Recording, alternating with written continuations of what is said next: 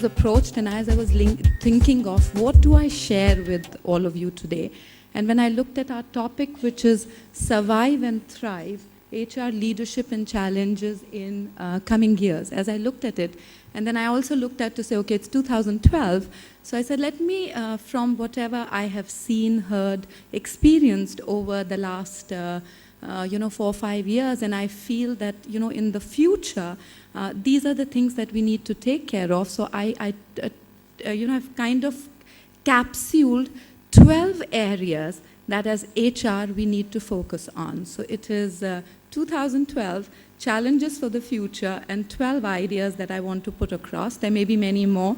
Some of them may turn out to be wrong, but as of today, when I look into the future, these are the 12 that I feel could impact HR going forward. And those are the ones that I would like to share with you. Before I begin on the 12, I just wanted, it's a thought that has been coming to my mind each time I pick up the papers in the morning and I read. Somehow, I get a feeling that HR finally has come of age.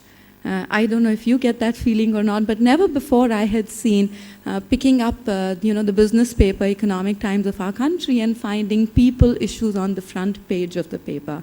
Over the period, corporate dossier moved from very specific HR leadership, organization development, design stuff that is there in that.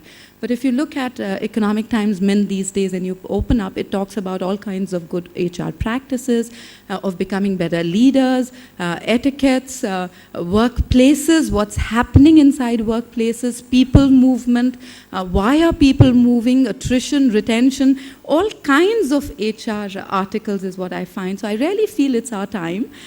We've come of age, and maybe there is a lot more that we can contribute going forward, where we only develop this practice, the specialized HR work that we do, into something which is recognized by people and rewarded by people. So on that note, the 12 mantras, as they say in our country. So the first one that I feel, is something that I feel could help or impact our talent pool is, if I look at the globe and look at US, Europe, even China to a certain degree, there is aging population that is there. And there are not that many people that are being born in those countries. So and there has been a lot of angst against outsourcing. There has been all the talk about, keeping jobs within the countries.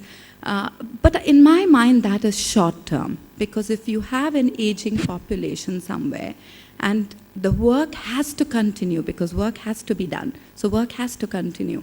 So if that is the state, either work will be outsourced or people movement will happen into that area. Either which way, there will be a situation where work has to move. So let's evaluate two scenarios. So let's say if outsourcing happens, then if we feel that we have talent crunch today, that talent crunch will only increase many folds, because there would be that work that would come in.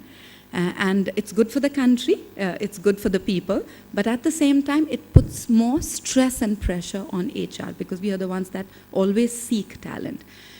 If the second thing happens, which is talent movement, and the talent movement could happen from anywhere, not just necessarily India, but some of us have operations across the globe, and talent could move out from there.